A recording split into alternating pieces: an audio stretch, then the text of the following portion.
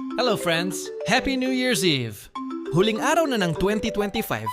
Ready na ba kayo sa fireworks at media noche? Sabi sa Bible Today, may isang salita na super special. Noong simula pa lang, kasama na ito ni God. Ang salitang ito ay si Jesus. Si Jesus ang liwanag natin. Kahit madilim o gabi, hindi tayo dapat matakot kasi He is always with us. At alam nyo ba, naging tao siya at naging baby para mayakap natin siya. Siya ang pinaka-the best na gift ni God sa atin forever.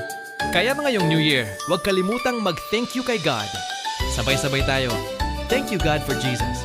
Happy New Year, friends!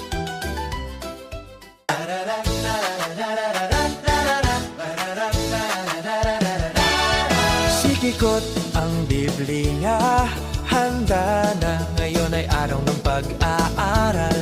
Tara na, Mami, samahan ako! kilalanin si Jesus, ang tunay na kaibigan ko. Kiko, ang aral ay simple lang, mabait, matulungin sa ating kaibigan. Mapagmahal, laging may ngiti sa puso, ang kabutihan ay nangingibabaw. Araw-araw.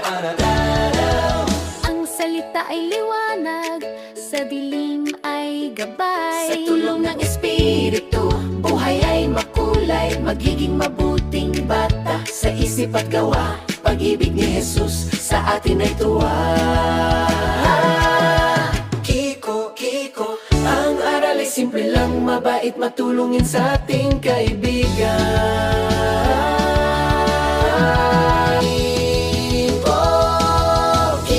Kiko, ang aral ay simple lang, mabait, matulungin sa ating kaibigan. Mapagmahal, laging may ngiti sa puso, ang kabutihan ay nangingibabaw. Araw-araw, tara na, samahan si Kiko, ang Biblia ay ating basahin.